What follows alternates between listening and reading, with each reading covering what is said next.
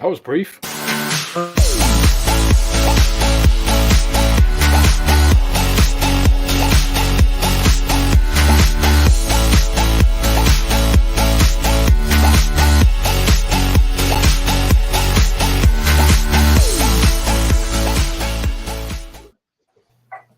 Hey, there we go. I pressed the wrong button. I ain't done that for a while. I'm normally pretty good.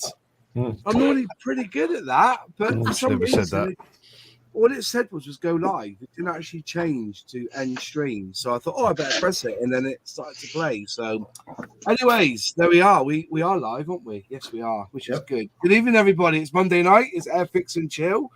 We're gonna have a good debate tonight, I think, because I've chosen one that I think is gonna, not blow emotion, but I think there's certain people who like certain things with modelling and how they do their modelling.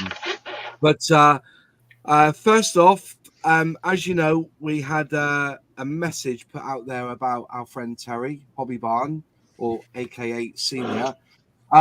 He's on end of life care. There is a GoFundMe or crowd raising thing, which I've linked and I've pinned to the top of the comment and top of the chat. If you would like to donate to this to help him with his end of life care, because apparently they are struggling financially, would you be so kind as to go and donate to that GoFundMe if you've got the finances to do it? As Airfix and Chill, we've donated $35, which was the super chats and the revenue that we've got this month off you guys. So if you've been watching us, so I looked at my figures for this month so far. It was $35, and I've just taken that out and just pushed it straight towards the family.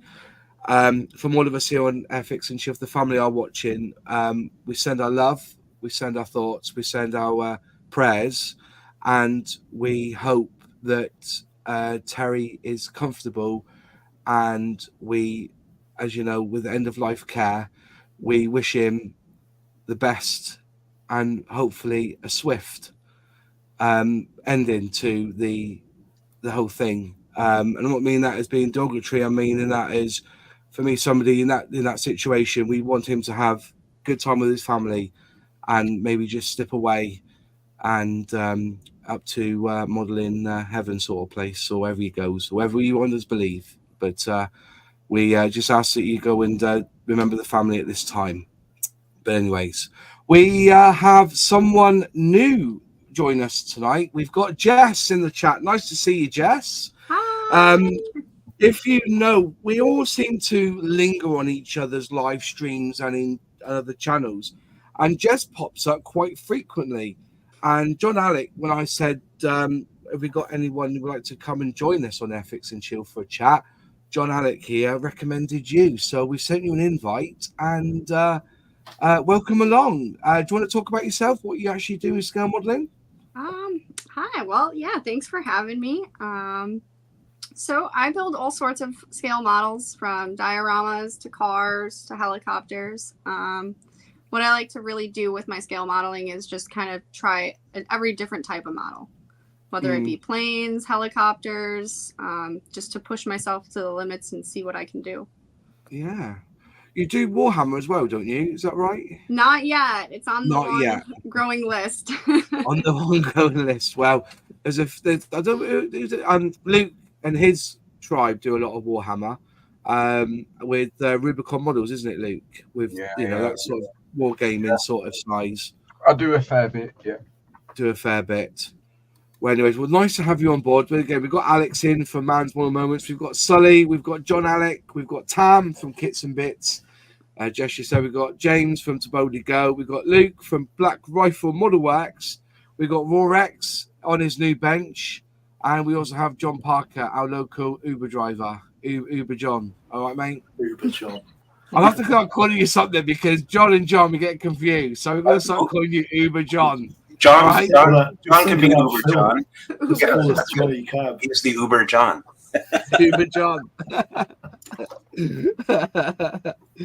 I think he was on the Arnold Schwarzenegger film, wasn't he? Johnny Cab. Johnny Cab. That's right. Yeah. Have a good time. Fasten your safety belt. Right. So the debate tonight, which I thought was quite interesting. I've called it wheels up or wheels down, but it's more about options in model kits. Now, as you know, with the plane, you have gearing up, gearing down as standard across everyone really who do scale models of aeronautical subjects. You also have with cars, you can either have going or not going. You have the handbrake up or the handbrake down. Okay, I'm joking. Right? One of the debates that we're having at the moment is pilots and figures in kits. Some come with pilots, some don't. What's the point in having gearing up if you don't have a pilot and all the information there? But you can say the same with a car, couldn't you? That if you have a driver in a car, should the handbrake be off or should the handbrake be up? Should the decals have it going at 30 miles an hour or on zero? There's all sorts of things. But the debate is, do you is there things that are missing in a scale model kit that would help you in what you want to do with that kit? Or do you think the status quo of not putting pilots in is a good choice because they can spend more time on developing and give us a more accurate model? There's lots of things to discuss in this one, but I want to start off with, are we missing pilots? Are we missing drivers out of model kits? And I'm going to start with Luke on this one. Do you think that the choice of Airfix not putting pilots in some of their newer releases is a good thing or a bad thing? I think personally, so I've only recently, last 12 months or so, started building aircraft. I'm an armor modeler predominantly. I think emitting the pilot from a kit is a good thing because the quality at a reasonable price for the kit, so I paint figures as a diorama. So to put a pilot figure in the kit, it's not going to be the best quality figure. If you're that intent on putting a figure in an aircraft, then there is a plethora of aftermarket, and they are good quality figures.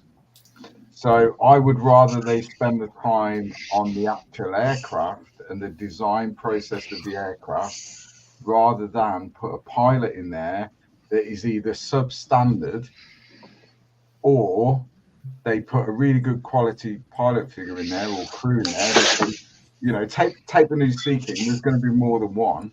You're going to have a minimum of 2 in that cockpit. And then push the price of the kit up. So I'd rather they keep the price reasonable, and if people then choose to put a crew in it, they can. That's what. Yeah. James, to boldly go. Do you do a lot of aircraft and doing with wings with gearing up or gearing down? I do a hell of a lot of planes. Yeah. And I've never bothered with figures. Never bothered with figures. I can paint them. Obviously, I did put them in. I put them in a few, but obviously with most of them, I don't bother because you can't see the cockpit. Okay. Tom, you do figures, don't you, in your planes? No, I've never done figures in my planes because have you seen the quality of the figures that come with the aircraft? Yeah. Like, unless you're really doing 30-second scale or bigger, then the quality of the figures just aren't worth putting in with the kit. For me, the look of the aircraft is much better when you can see the seat belts and the detail in the cockpit than it is when you put a figure in there. You then cover all that up, and for me, that's part of showing the kit off is showing the cockpit off, and what you can make it look like. And having a figure in there just for me spoils it. So I always base mine wheels down. What about you, Alex? Are you a figures guy, or you? cockpit open? I'm usually a cockpit open person. I'll kind of agree and disagree with Luke and Tam on this though, because some kits. So if you look at Academy, Hasegawa, it's usually the Japanese, the South Asian kind of companies that do this more. They do really nice figures for their 1/72nd scale aircraft, right? Yeah. And quite often their hands are molded with or without so you get an option of the arms. Usually they are separate body, head, and arms. And one of the arms will have a joystick in and the other option won't. So you can pose it differently.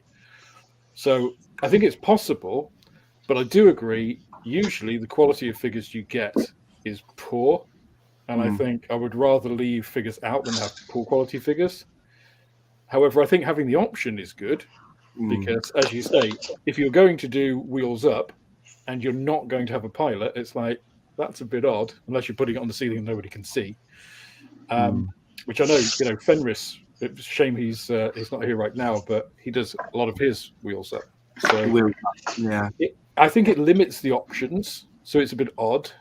Having said that, both figure painting and figure sculpting are different skills from normal scale modeling. So it's kind of one of those things. What story do you want to tell? And I think there are aftermarket and 3D STLs now available for you to be able to tell that story. Yeah. But is that left to the aftermarket? Is that left to the kit manufacturer? That's up for debate. I don't know. Just trying to think which that's company. Why I leave mine open. Yeah, but like, see, Revell always come with the pilot, don't it? Even their newest releases come with the pilot, don't they? I don't know, but they're pretty bad. And I think that's, for me, that would be the issue. I mean, even I don't really do 72nd scale, so I can't really comment on that. But you could do the human eye. When we look at something, if there is a human represented on that object, we are automatically drawn to that human figure. And we're automatically drawn to the face of that figure. That's just human nature. And if you could do the best job in the world on that aircraft, but if the figure is substandard, that's what people are going to do. So if you're not confident in figure painting, and Alex is absolutely right, it's a completely different skill set. Completely different. If you're not confident, then for me, you're better off not putting a figure, put it wheels down, put it on a base, and don't put a figure with it. Because you're going to detract away from the hard work you've put into the aircraft. The same with armor. If you put in a crew with armor, if they're substandard, Tamiya is classic for that with their armor kits. So they'll do a really good tank, but the figures are terrible, and so it detracts away from what you've built, And there's so many aftermarket options. So many. Yeah, and I think the other thing with if you pose an aircraft with its wheels down, cockpit open, or an AFV with its hatches open but nothing else there, it always gives you the option to go aftermarket and put some figures. And I think for an aircraft, it adds more to the story if you've got flight crew, talking, or a guy on the carrier deck, getting something ready. Again, it's about what story do you want to tell, and to be fair, again, it comes down to personal. Not everyone wants to tell a story, do they? No. They want to build a Spitfire, so they build a Spitfire and they put it on the shelf. For me, everything I do, I like to put it on a base. I like generally to have at least one figure either stood next to it or in it to give a sense of scale, to tell that little story, a vignette, if you like. The Airfix C47 I've just finished, I think there's 16 figures on that base, all in 72nd scale, but they're all aftermarket resin, and they're good for that scale. They're good figures, but if Airfix were going to put those figures in the kit at that standard, then you'll probably double the price of the kit. Yeah. But also, like, you know, with bombers, and you've got the turrets and everything, they seem to put the pilots in, but they don't put the gunners in, do they? In a lot of these kits, have you noticed that? That's something that's missing. Well, You know, they used to, Moss. Remember the like half figure with like the hands like that the Yeah, the little hands that are circular, hole in them. But that kind of goes to Luke's point, right? They were garbage. Yeah, Real but still, garbage. you know, see, I say this, right? I like seeing figures beside armor because it kind of gives you a representation of how big the tank is. When you've got a figure standing beside the tank, I think it's better to have a figure standing beside, or the pilot standing beside the plane, ready to get in it, to give you, you know, because you look at it and you think, well, yeah, that's a hell of a plane, isn't it? You know, when you put Concorde, you know, my 144 scale Concorde next to the Lightning, the Concorde looks rather small. But if you put a 144 scale person beside that Concorde, it then puts it in scale on actually how big it is. It'll probably be just like hiding behind the front wheel, like, you know, how big, you know, the how Concorde is. But I said that, you know, you seem to get a lot more figures with the armor these days. But the ones that do miss out on is that we miss it from the planes, but we don't seem to get drivers with cars. No. You never see a figure come with a car. And then you can open that other debate, whereas, you know, should a car also have the option of having the gear in first, second, third gear? Should the handbrake be up or down? Should the dashboard have the revs up at 4,000 and the speed at, you know? So, you know, there's things in that. I think some of the aftermarket manufacturers are sort of getting that idea. So, for example, the Tacom Apache. So I bought the Red Fox 3D cockpit decals for that. Yeah. So there's lots of glass at the front of the Apache, and the canopy's open so you can see the cockpit. So it's worth spending that time. So yes, you can get pilots that are either stood next to it or in it. From ResKit do lots of aftermarket type stuff, but what Red Fox did is in the decal set you had two options. So a lot of the MFD screens, you could either have them sort of the aircraft powered down so the screen would be blank, or the aircraft powered up so that you've got the display on the screen. So I know that Red Fox have done some sort of 24 scale, you know, car dashboards and dials and all that sort of stuff, and they've done the same thing. So you can either have, you know, the speeder and rev counter registering some sort of speed and the fact the engine in that vehicle is on, or you can have it powered down. So they are slowly catching up, I think. Yeah. But it's sometimes limiting, as Alex was saying, when you're trying to tell a story with an aircraft that we're talking about, sometimes because of the lack of availability of things, you've either got a mammoth scratch building task on your hands, or your options are somewhat limited in the type of story you can tell. Yeah, I get that. Yeah, I take that on board, definitely. As like I said, you know, when you've got a Spitfire in flight, that you need the propeller to like it's spinning. So where's the spinning propeller in the kit? I know we've got a chap called Tim in our local scale model club, and he does this thing with transparent disc, but he'll cut it with like jaggedy edge and then blend in the blue and the yellow so it goes dark and then quite light around the edge. Who's building, by the way? Who's building? I think it might be Johan. Is it Johan? No, You're he's muted, muted. right? He's He's muted. muted. That's right. Yeah. It's muted. Yeah. But yeah, you know, things like this, like the options. You know, it's all about gearing up. But that's what you can do is have the gear doors underneath closed, have them open, and have, you know, the wheels down. But that's as far as you get, isn't it? Everything else you've got to add on. Can I just give you another example, Moss? Of, so the 1/24 scale Star Wars, the Mandalorian N1 Starfighter from Revell, right? Their new kit last year. It's quite a nice kit. The only option you have for that is to have the Mandalorian sitting in the cockpit. because his hands have the controls molded on. There's a big ridge on the seat to actually glue him on. So if you take it off, you have to carve that out, because I don't want the Mandalorian in there, because it's a crap figure. It looks like a 1970s pilot. It's rubbish.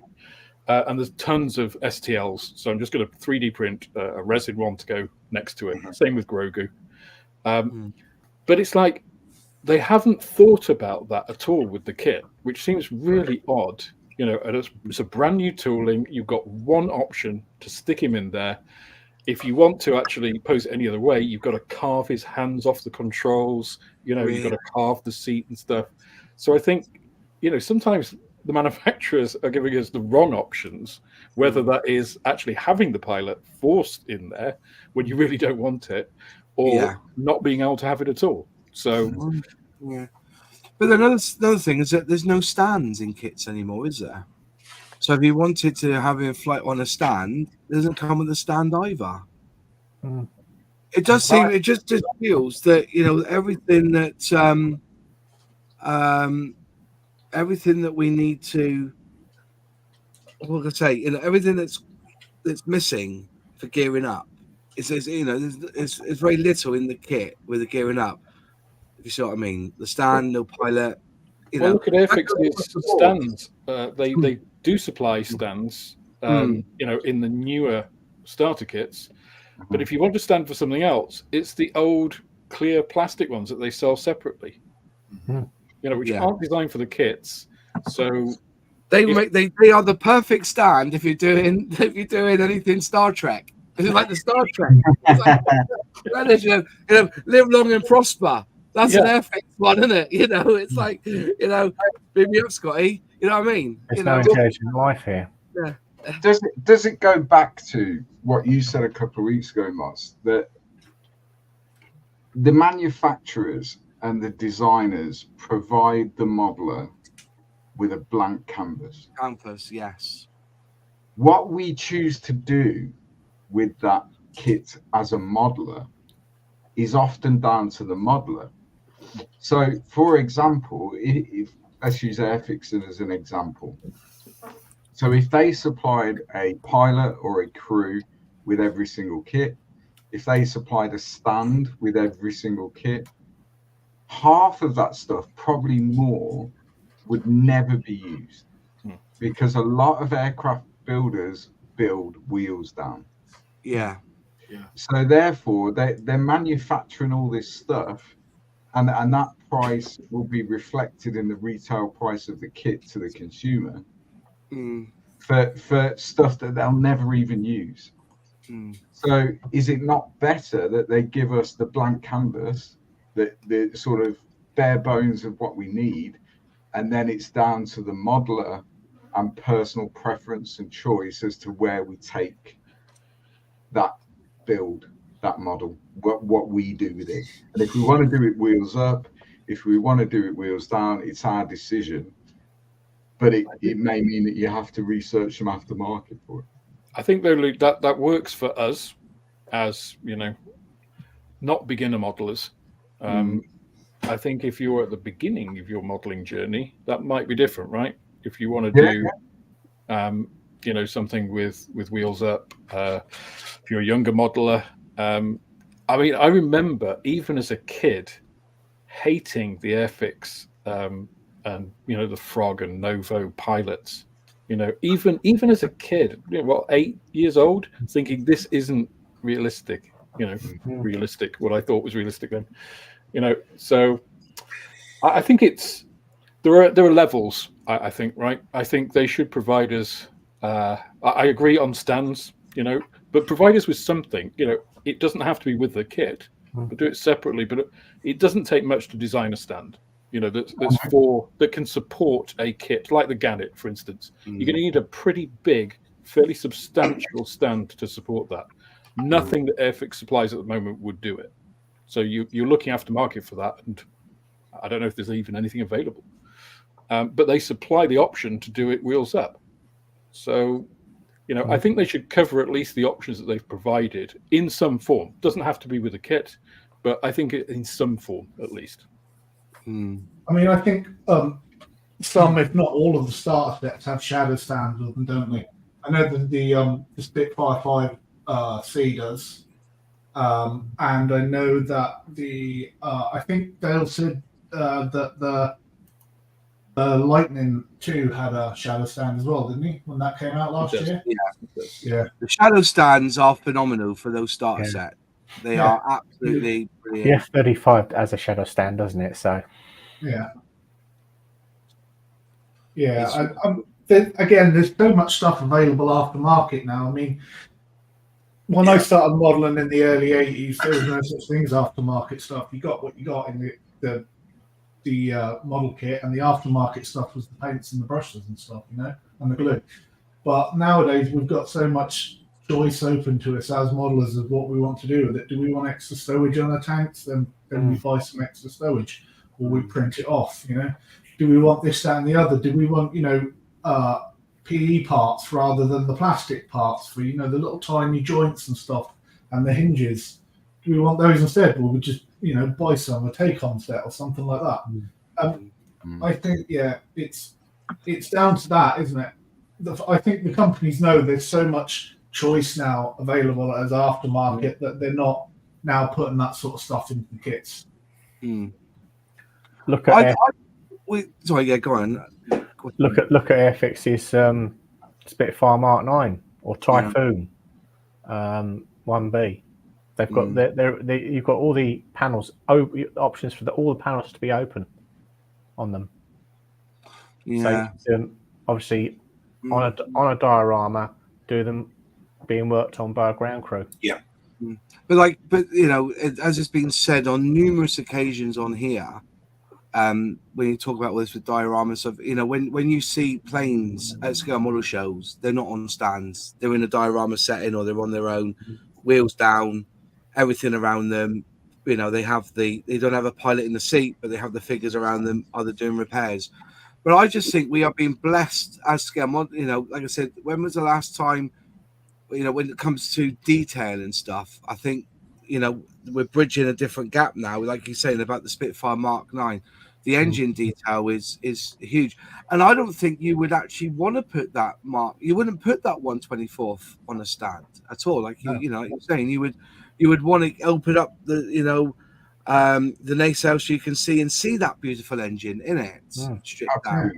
I've not seen. I don't think actually. I'll think about it. I've not seen that Spitfire without the engine on show. Somebody's built it. They've always got the engine on show. Is that quite true from everybody else? Have you seen that Spitfire without, you know? Not once have I seen it with everything closed up, to be honest. And I think Nigel's built it. You know, I don't think that's the point, is it? Yeah. I don't think 24 scale Airfix kits are designed to have wheels up. I think they're all built designed to have wheels down on display with all the panels open. Even the earliest one, the Mark 1A Spit. Well, saying that, they used to come with a stand, didn't they? The early ones. Yeah, they did, and they were absolutely ridiculous. Yeah. You try to use them, the thing would just fall straight on its prop. Yeah. But as I said, you could go on and on. You know, what could be done with these? You know, like, you know, it's you know, we even get the opportunity of, you know, flaps up, flaps down. You know, Bombay doors open, Bombay doors closed, Bombays with bombs in them. You know what I mean? Gone are the days of it just being a static model, isn't it? You know, it's, in the sense of you've got one option and that's it. The options have blown up. And it's like with the armor now, isn't it? You know, Mini Art have just brought out that Stewart, and the detail of that engine is absolutely phenomenal. And the worst thing is apparently you hardly see it anyway. That engine once it's put together, you've got to if you put the kit together the way that they designed it, then you won't see hardly any of that detail. That's absolutely.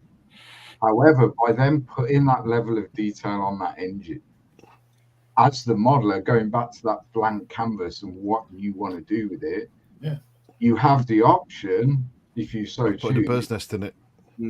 Putting a bird's nest in it, removing panels and all that stuff, so that you can display that in, you know. They're giving you the option, really. That's the thing. It's like sometimes you'll build a piece of armor, and if they've got multi-part tracks or whatever, we all know they're a nightmare. Yeah. And they're time consuming. But quite often on modern armor, you'll only see 2/3 of the track once that kit's together because of the side skirts and the way the hull is. So a lot of people only build 2/3 of the track. But the option's there. If you want, you can do the full track. You know, so it's that blank canvas thing and personal preference, isn't it? I guess. And I think with aircraft, it depends on the aircraft. Some aircraft don't look very good on the ground. They don't, do they? For me, the Eurofighter needs to be in the air. You know, that's just a personal thing. I think the Eurofighter looks better in flight. So I've only built 2, but they've both been in flight because I think they look better in flight. The Lightning, the electric Lightning, again, looks better in flight. So when I built that last year, I mounted it in flight. For me, helicopters always look better on the ground. That's a good shout. Yeah. But that's when I did the F-35 starter set. You know, I liked it coming down, you know, with the shadow stand as if it was landing. So the wheels were down, everything was open, and it looked pretty funky, actually. I was quite impressed. Jess, let's ask you, I assume you've been to a few scale model shows. What are the scale model shows like over there? Where are they, you know, do they have dioramas on the models? Are they on stands? Or do you find them just being with the wheels down and just displayed that way? So there's kind of all sorts of, you know, we got dioramas, we have like a military, and I think that what I've been noticing more and more is just a lot more details going into these models. You know, as for like the wheels up, wheels down, I would say that it really just depends on the artist, like the builder, what they want. Because there's some people who really get into detail work and they want, you know, all the wires on the cars or, you know, whatever it is. And then there's some people who just take, you know, the paint job seriously. They just run a really nice, clean paint job. So it just really depends. But I'm constantly seeing a lot more detail in some of these kits. Yeah. That's what I'm saying. You know, there's, you know, when I was building cars in the late 80s, early 90s, there was no option of what we would call the bonnet, you know, over the engine. What do you call it in America? Hood. The hood. Sorry, the hood. Yeah. So, you know, there was never an engine. It was just the shape of the car, the chassis, and that was it. You couldn't see the engine because there was no engine to see. So, and then you got the option of, you know, you could either build the engine and have the hood or what we call the bonnet up or down. You know, obviously if the hood was up, it wasn't going anywhere. You know, it wouldn't be driving and, you know, we have a cracked windscreen and smashed up behind like. But yes, but you know, I was wondering, what about you, John? When you go to scale model shows, do you see that at all? Any difference in dioramas and using of stands? You know, when it comes to planes and, you know. Me or Uber John? You, John Alec, not Uber John. If I say Uber John, it's Mr. Parker here, all right? Oh, all right. Johnny Cab. Yeah, Johnny Cab. I cannot tell you the last time I went to a hobby, a model, you know, So I couldn't, I just couldn't tell you, but I'd like to echo a few other thoughts, and that is that, number one, I'll try to go back in order. What Luke was saying about you're going to spend all that time on doing this Panzer IV with full interior. It demands that you leave those hatches open. It's going to be in some sort of static display. I've got the crane so I can lift that turret off. Otherwise, there's the modeling adventure, but if you button down the hatches and have the turret on, you can spend a week doing that stuff, and you'd never see it. And then what was the other comment about the aftermarket stuff? You can get, I've done two recent fighter jets, and I've bought aftermarket seats both times. I've bought this. You can get them, and they're not that expensive. I would, after spending all that time really kind of going to town on the seats, the last thing I want to do is put a figure on them because it's going to hide. It's going to hide all that. And then, for my tanks, I usually I'll attach them to a piece of wood so that I can pick them up. The other people can pick them up or whatever. And I'll have I'll take a figure that comes with the tank, and I'll just spray it either all black or all white, sort of like a museum. You know, how you see, you go into a museum ship, and they've got the people posed, and they're not made up. They're just all white or all black or or green or whatever. That's what I do, and it provides the scale. But your thought about doing that, why don't we do that for a plane? Because the whole reason we do is, 1/35th. What's the scale? How big is a person next to an E100 versus a Panzer I, right? So that's another thought, and I don't think I have ever built a plane wheels up, and that's not a philosophical thing. That's just the way I build planes and the way I display planes, right? And so I've never ever built a plane where it's flying and the person's in the cockpit or whatever. But those are just my thoughts. Yeah. Fair enough. I'm trying to think what else. Like another thing that I found with an option on was this lifeboat. The Airfix designed this lifeboat where even at this one here, even from the very beginning, they give you the option of showing you where to cut the bottom off, so you could have it on water, in the water line. Which I thought, you could either have it on, they've got the what are they called? Stands. The stands for it, or you can just cut the bottom off and have it. And that's another, it's just options you're getting in these kits now. And, with the lack of pilots and stands, and you see it online, don't you? You see people bemoan the fact doesn't come with a pilot, doesn't come with a stand, and you see it and you think, but what else have you gained in that kit now compared to what you would have got? It's some money, isn't it? Definitely. I think the problem is consistency. If you think about the couple of recent Airfix releases, right? The Sea King, 48 Sea King, didn't have pilots or crew, didn't have weapons. People bemoaned the fact. The Gannet has pilots. They're not great. Kind of standard city on the toilet pilots or crew. And it has an entire sprue frame of weapons, which are fantastic. 99% of people, I think, that build the Gannet aren't going to use them because it's got an internal bomb bay. So it's just like there's one extreme to the other there, and it's just like, well, okay, what do you expect from an Airfix kit? It's just like either do pilots or don't, or do weapons or don't. I mean, that weapon sprue could have been an extra. It could have been, if you want weapons. We also do a weapon sprue, which is like $4.99 or $5.99 or whatever. I quite like the way some of the manufacturers do this now. Mini Art do figures. They do accessories. I just got a load of stuff from the shop, bakery goods, and cheese, yeah. The decal sheet for which is amazing, by the way.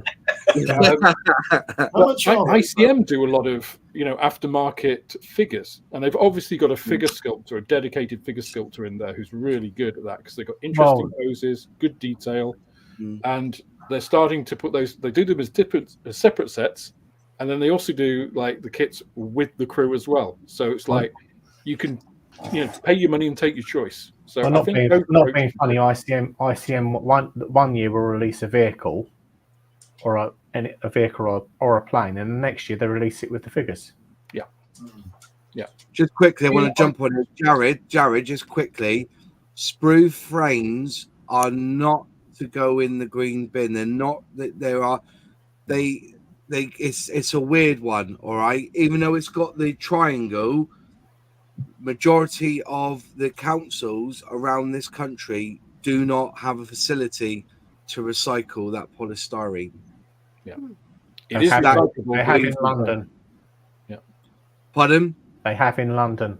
It's very. You have to take it. You can't just dump it in a green bin. You have to take it to the. Well, you can put them in the green. You can put them in the green bin, and they take them. Do they really? Yes. That's the first one then, because we went looking for an evidence of that, and no council at the time, this was 2 years ago, was doing it.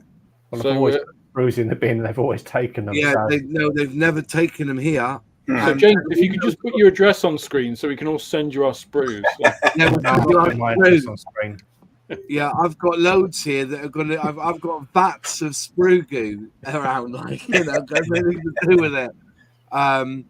But they take it in North Somerset, do they? Well, I'll be buggered because we went looking 2 years ago to find somebody who would take it, and somebody said just send it back to Airfix or send it back to Revell, But yeah, that's brilliant. If that's the case, then I would love to do that.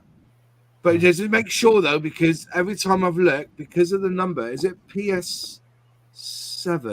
PS6. PS6. If you look on the list, PS6 is actually in its own label, and it will say, "Put in the black bin, non-recyclable." I mean, when we talk about it, it was, they said they wouldn't. Just check on it because I was told they weren't doing it. Yeah, so I live in between 3 counties. Literally, I go to work in North Somerset, I live in Dorset, and my daughter is 20 minutes away in Wiltshire. They all have different recycling policies. So you have to check your local. Yeah. So that's one that, I've got boxes of it here, really have, because I'm, trying to be conscious, and I will easily, I've heard there's a wheelie bin factory in Skelmersdale, which they recycle it, but to send it up there. So, but it's not plastic. It's polystyrene. If you look at it, it even says, even though it's got that symbol is a bit of a con, really, because that symbol is also used for non-recyclables as well. Yeah. It's just, that's it. It's and you have to be careful with the sprues because some of them are what is it? Oh God, not poly. Yeah, some of them aren't polycarbonate, aren't they? Or, no. Yeah, that's right. Some are ABS. ABS, yeah. That's the one. ABS, isn't it? Yeah. Well, that's interesting. Yeah, all Rubicon kits are ABS plus. They are, aren't they? Yeah. And then you got vinyl kits as well, of course. Yeah. Yeah, that's what Jeff likes. So that's why I put some sprue frames out for recycling. They were left in recycling box when collected. Yeah. There's, where I can't get. I got loads. I've done a poker build, whatever it's called. I've got hundreds of frames of sprue here that I can't get rid of. Somebody can. Right, going back to it, what were we talking about? Yeah. It was who was last talking? It was you, James, wasn't it? What were you saying? Who was last speaking first before I jumped in about that sprue thing? Oh, I do. I've lost my train now. Talking, weren't they? Yeah. I'll just respond to one of the comments I saw in the chat. I'll have to scroll up to see who said it. But the comment was that wheels up is less work. I disagree. Yeah. Because not only because of the lack, as Alex was saying, the lack of stands available. If you're going to do something wheels up and do it well, you've got to almost, you've got to get the clear acrylic rod. You've got to bend it. You've then got to weight the bottom of that. You've got to make the gear doors or bombays or whatever. You've got to make them fit, and they don't always fit. No. It's almost like they're expecting the modeler to build that aircraft wheels down. So if you're going to build it wheels up, quite often the gear doors will be oversized or undersized. So I don't think it's less work at all. I know what we're talking about the sprues and that. This is what it was, yeah. Hasegawa, you can buy weapon set 1, weapon set 2, weapon set 3. So when you buy the Hasegawa planes, the jets, they don't come with them. They tell you which set will go with that plane. But also, that's an added cost. And when people already squeaky bum time at the moment, they like to think when they get the kit, they have everything that's in the kit they need to build it, including the Bombay and the bomb and the weapons, I guess. And so it's if you overstock on one thing, is there a range of planes in Airfix's selection that they could do a weapon set 1, a weapon set 2 that could go in between. Well, they do a bomber supply set, don't they, for the RAF Lancaster? Yeah. Do they put figures in it? Hasegawa do, don't they? Hasegawa don't. No, they don't. Do I they? don't remember seeing one. Have you ever seen any of the Hasegawa armor figures from the old mini box ranges? No. Yeah, They were like blobs with arms, weren't they? yeah, Yeah. Stick men. Yeah. They were. Yeah. But that bomber resupply set that Airfix do, is there figures in that? No, No. No. there's no figures in any of the There's a hell figures. of a lot of stuff in it. You do The get planes refuel themselves. It's just a lot of stuff that's been left on the airfield. It would look so odd if you bought the Lancaster, you bought the bomber resupply set, you put it all on a nice base at the side of an airfield or whatever, and no one's there. Like that'd look really odd, you know. Tea break. Yeah, it's second breakfast. That would be an opportunity where they could potentially. Yeah. But again, that would push the price up, I'm sure. I think you've got to make it. You've got to make the kit. You got to lose kits for it. They got the RAF and Bomber Command airfield crew for airfield. Yeah, but they're shockingly bad. Yeah, true. And they're made of that soft plastic. Yeah, they're awful. You Be can't careful, they're So, not. so some are, some aren't. Depending on which year. I don't think the Airfix pilots have been retooled since the 60s, have they? No. They're No, all they have- exactly the that's same not look. true. No. I mean, I could probably give you a lecture for 5 minutes on Airfix pilots. They're all terrible. Right, everyone, let's all Even calm the down. new John, tool, you've right? got the screen. Go and give us a lecture on pilots. I, Go. I remember building the new tool During the war. ME10986, right? And bearing in mind it was released in 2013 or 2014, it was one of the early retools. And the pilot in that kit looks like he's strangling a rabbit. His legs are apart, and they're quite wide apart, like he's trying to press the pedals, but it looks like his hands are strangling a rabbit. It's absolutely terrible. The early pilots, why did they bother putting them in? Yeah, Some of they're the not- pilots that went into Airfix helicopters, they looked like they needed to go to the toilet. Well, it's the standard pose of like them sitting there with the hands inexplicably just on their legs. Yeah. It's like Yeah, they're- but do you remember the waiting helicopter line. pilots where their legs were both to one side and they were holding? Do you remember them? They looked like they were going to the loo. Like those old Egyptian statues, right? They're always their hands are always on their knees. That's what it reminds me of. The worst pilots I've ever seen in any aircraft kit is from the Airfix RE8 because they look like cadivers. They look like cadivers wearing life jackets. Yes, I remember the RE8. Dreadful kit too, isn't it? Apparently, Hasegawa instructions show you how to put the weapons together, then tell you they're not included. Yes, they do. They do. That's just amazing. That is. That's just amazing. But That's found great the- advertising. the Tomcat. has anybody ever built the monogram 48 scale Sabre or the MiG-15? No. You have, The old Sonny, haven't you?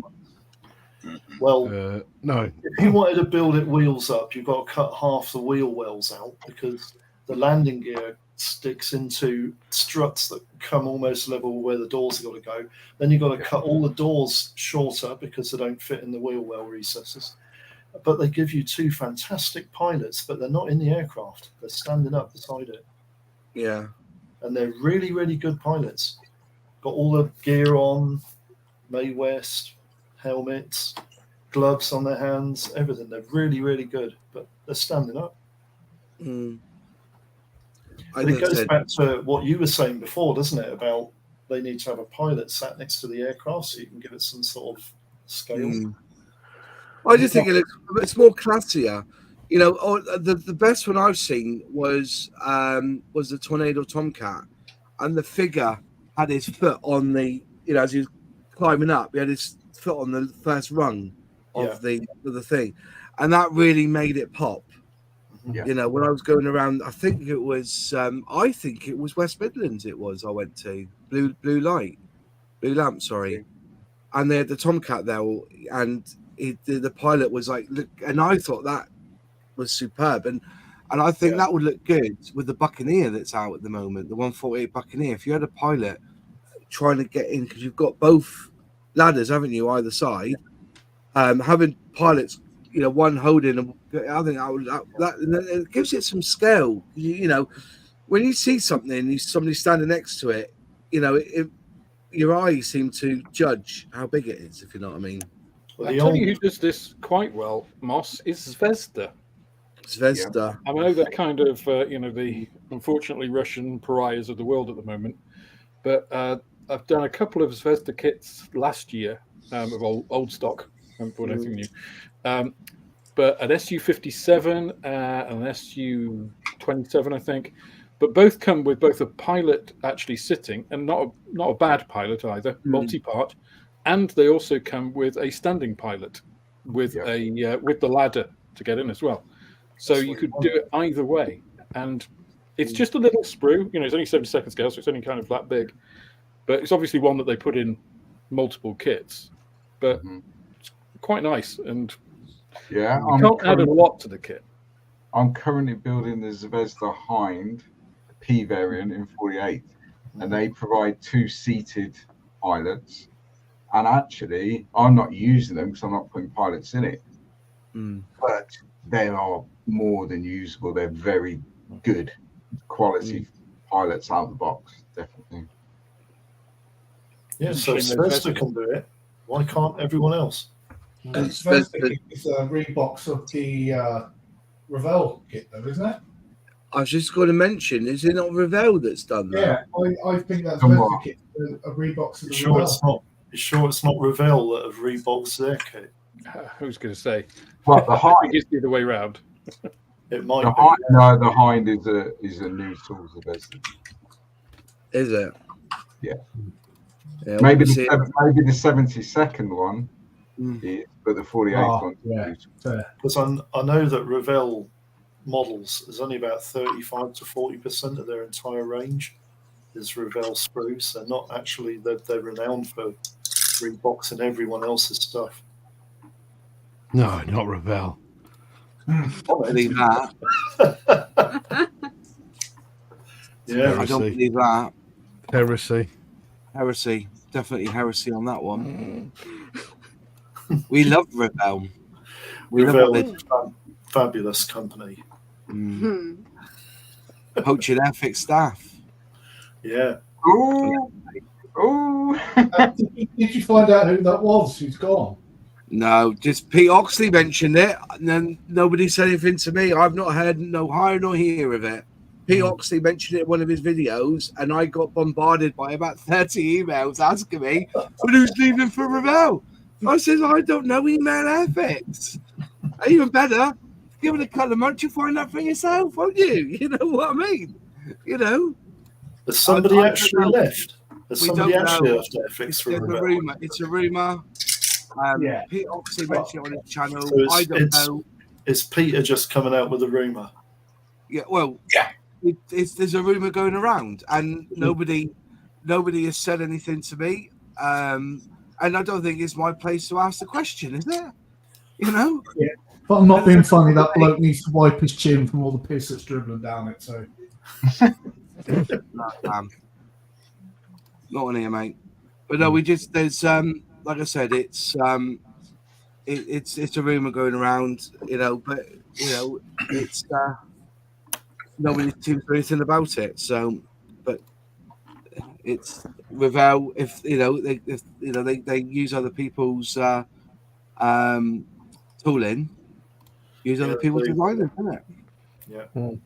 Yeah. But that's it, you know, they even used Matchbox figures in their the kits that were molded by them. Yeah. And Dan Usher just said, I'm building the Zvezda kit that Revell released first. It's not the Hind. Ooh, it's not the Hind. this is where ScaleMates comes into its own, isn't it? You know. I built a KA-27, and that turned out to be a Svesta mold. Yeah. They're Russian subjects. Huh? Anyways, the 72nd hind is Svestas that Revell have, and the 48th one is the old monogram kit. Yeah. The Zvezda 48th is completely separate. It's new. Yes, new. Minus the rivets, which is problematic. I would be surprised if Revell were doing anything Zvezda at the moment. I'll be very surprised if they release anything Zvezda at the moment. I don't know. It wouldn't surprise me. There's a couple. Is there a couple, is there? Well, I bought an IS2 tank once, and that turned out to be ICM. If they did, they're not going to be overt about it, are they? They're not going to shout it from the rooftops. So with Reebok's and Zvezda kit, they're just going to rebox it. They don't tell anybody about any of their reboxings. I mean, exactly. like John said, or James said, a good 30-40% of their range is not their original tooling. It's true. That'd be interesting, you know. But that's it, you know. I just can't see how they can, as a dealing company to company like that, if there's a trade embargo. Just, you know, I'm just, you know, we hear in the news what's going on. It's your own moral compass in this. So, and I think we should leave that for another debate in itself. Yeah. Because I'll end up being demonetized at this rate, you know. When I released the video of the unboxing of the Zvezda hind, I got a lot of hate. Did you? Yeah. And I lost, I think, in about 48 hours, I lost over 60 subscribers. Yeah. Was it me? Was it 200? Was it 200 for me when I did that JS3? That Airfix, something like that. Yeah. Yeah. I lost about comments as well. Honestly, I never delete comments about me personally, you know. Yeah. But they were getting, you know. Well, I had to delete those. They were very, very offensive. Yeah. I'll tell you. You know what one of them called me, don't you? So yeah. Well, that didn't even get past the filter. Yeah, that wouldn't even get past the filter. That one. That was in its own little box on its own when I was and that's where it should stay. That's where it stayed. But then again, I did take a screenshot of it and put it on my wall for future. Like, you know what I mean? I've never been called that in my life. I'm not going to mention it on here, but those who know, they know. I got a lot of hate for doing that Starfix kit. I've been accused several times of picking on the little kits, being a model snob, whining about the kits that aren't, you know, perfect and fit like gloves. And, you know, somebody even said yesterday that because it hasn't got photo etch 530 parts, and he was dribbling on about something. I didn't even read all of it. I was just like, what are you talking about?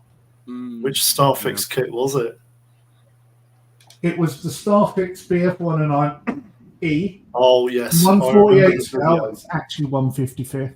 And it's actually a BF109E F. Sorry. Yeah. But the thing is that BF109G. Nobody cares about. They do a G and an E, and they both got the same airframe. Yeah. The only difference I could notice was the spinner, but even the spinner wasn't that much. The neat spinner, it was still more. If you're a real modeler, Tam, you'd be able to make that happen. Yeah, you would.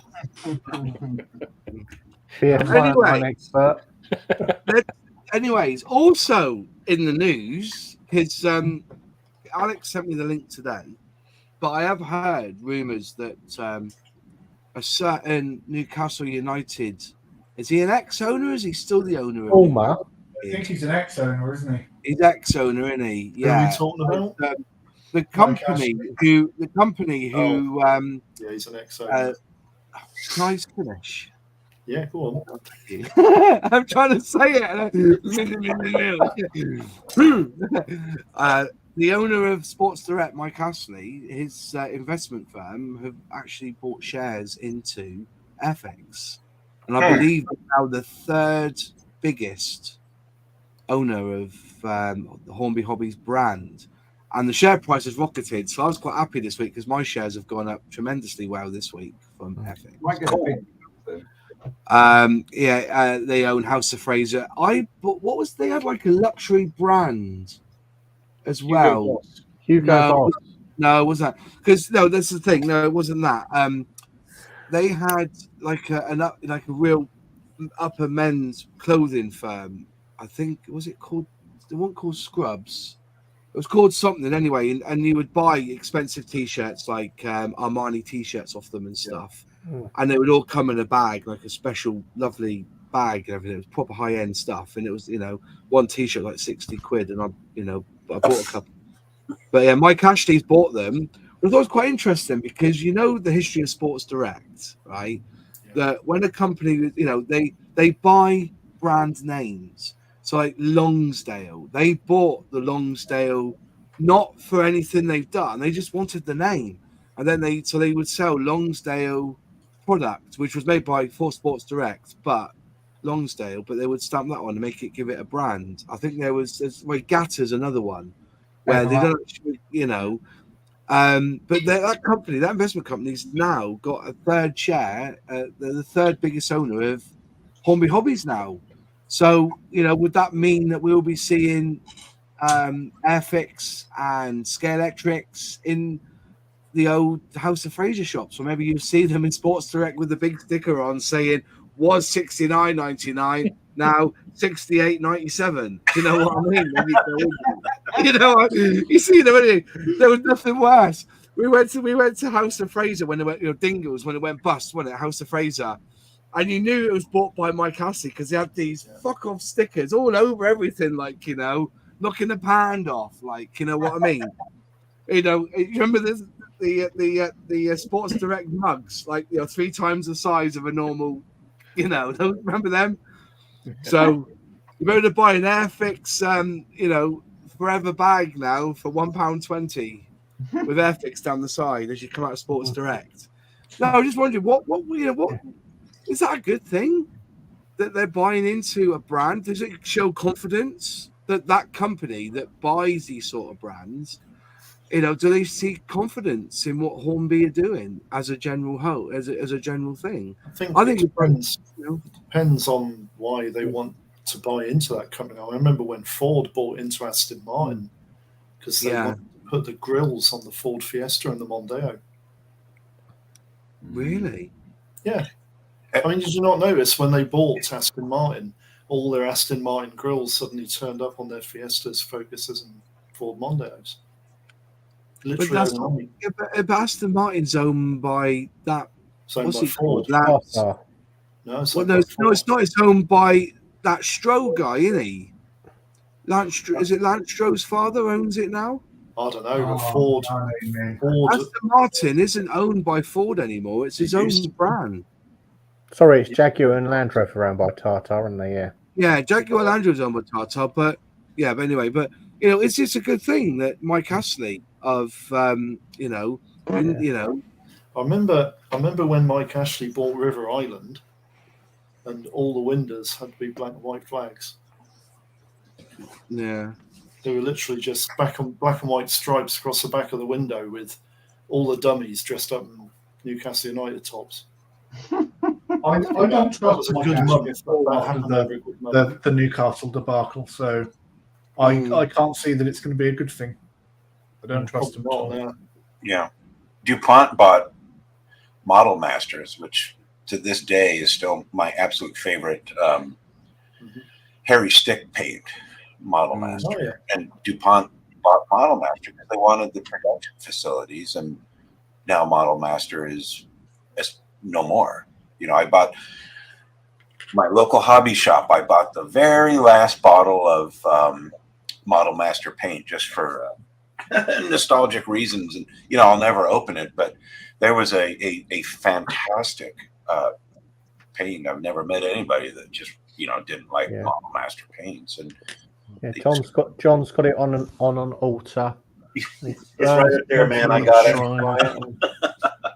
Anyways, you never know. But, Alex mentioned it to me today. A really good point. Now, when you buy something off Sports Direct, it comes within 2 days. As soon as you buy it, it's at your door next 2 days.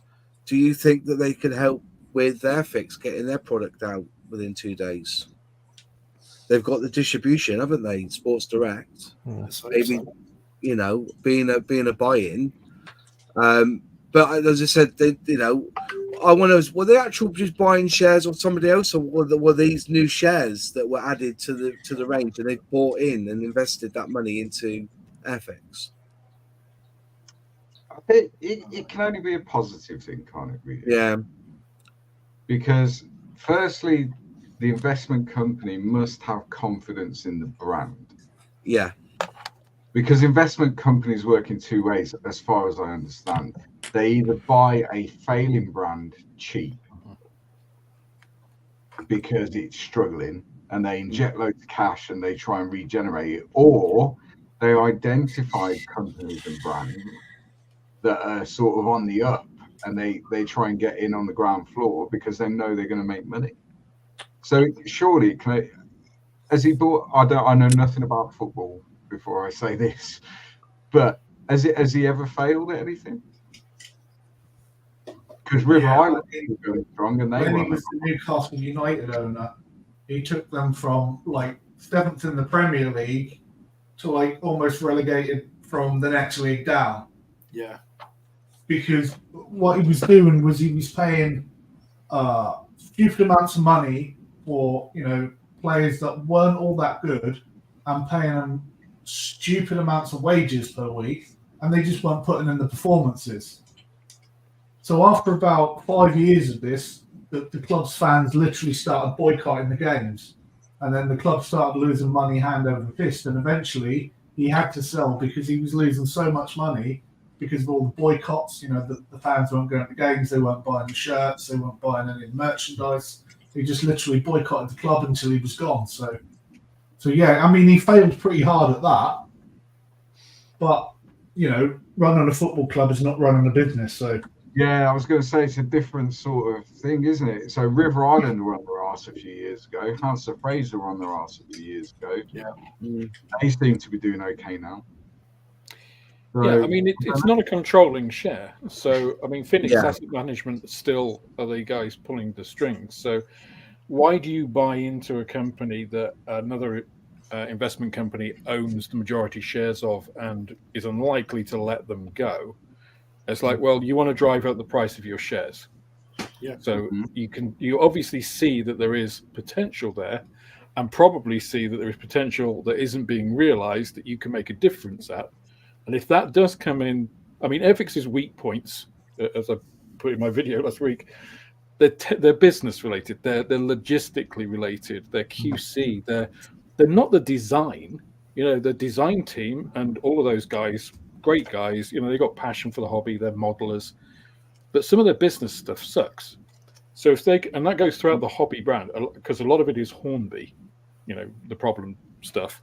So if they can do that for the whole of the Hornby group, because you hear the same complaints and worse complaints actually from Hornby and the old railway stuff, you know, he might be an asset stripper, but he's not going to be able to strip assets when he owns 10% of the shares, or less than 10% of the shares. So he's only going to be there in kind of offering advice, or like, you know, maybe utilizing some of his abilities, some of his network and stuff. So in as far as if it carries on that way, I think that's a good thing. If it becomes more of a buyout, that's probably a bad thing. Yeah.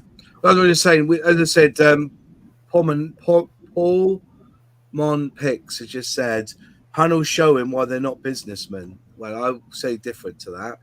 And he's an asset stripper. Well, all I'm saying is that, is it a good or a bad thing? All I know is that they seem to be buying into relatively good brands. But, you know, what you get from that, I don't know. I've got friends who are Newcastle fans who they said, you don't mention his name in Newcastle no more. No, you don't. You don't mention his name in Newcastle no more, even though he is from Newcastle, isn't he, originally? I have no idea. You know. I think fans don't care. Did you Probably see a one Mac. with Yeah, PLC you might- into a new that would explain director? a lot. Yeah. PLC appointed a new director on the 12th of February. This is for Batram. Oh, what a name, Batram. Get the Batram. Batram. I believe it's just an addition to the portfolio, a way of moving money around. Yeah, it could So be. he's money laundering, is he? I wouldn't say that.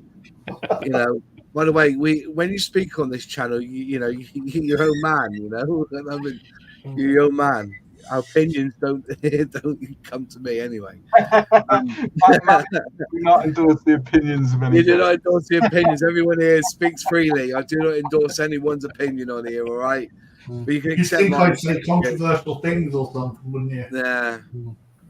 But Audi and Lidl are always worth looking up. Airfix, yeah, that's true.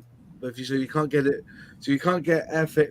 Well, so wasn't Game owned by that firm then? Because they were selling Airfix product for a while, weren't they? Yeah. Game were. Oh, I don't know. Because he got his shares in Game. Well, That but was would it be a good thing or a bad thing? I don't know. But it's just something that was popped up today. That they had bought shares in the company. So whether you'll see Airfix other places, but I don't see Airfix at the works anymore, which is true. You used to be able to see Airfix at the works occasionally. Aldi and Lidl, they do sell Airfix. You know, like one of their the middle aisle of the middle of Lidl, innit? That's what they call it, innit? The middle of Lidl. So. You see them there, but it's always the same kits. There's nothing new there, is there? It's always the car kits or it's always the Provost. It's always the Spitfire. They are worth buying the tanks though, because if it's the Tiger 1 and the Churchill Firefly, that's the new tooling of 2020. So that is a decent one to have. Sherman Firefly. Sherman Firefly. What did I say? Churchill. Sorry, yeah, the Sherman Firefly, yeah. But yeah, the Nat. The Nat. That's always for sale there. Sometimes you get the P51D. That's sometimes there, isn't it? Yeah. In their starter set range, and they have the occasion. They've had the. Is it the Mary Rose? Mary Rose. The Cutty Sark. The Zero. They have had the Cutty Sark, and that is one to avoid. Yeah. Yeah. That's all. Well, we found the lightning in one just before Christmas last year because he sent it up to me. So. And what else? They've had the Willys Jeep, haven't they? At some point. They've had the FW190. The 190. The sticker. The JU88. The JU87, isn't it? They've had in there as well. Okay. Yeah, but it's an old kit, mine. It's the old version. Yeah, the P40. P40.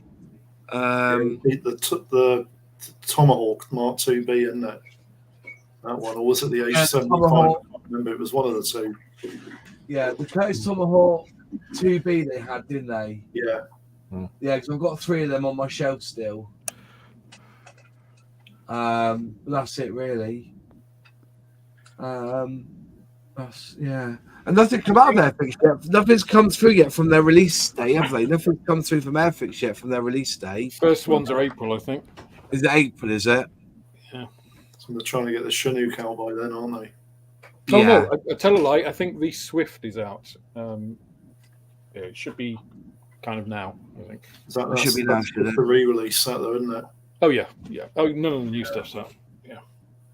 And you won't see the Typhoon, is it, till the end of the year? No. He said around about October they were aiming for with that, didn't they? Yeah. Yeah. But they will have. But they will have. There's going to be more releases this year that we don't know about, which will be good. Yeah, I think they're going to bring out an armour set, I reckon, for D-Day. Do you reckon?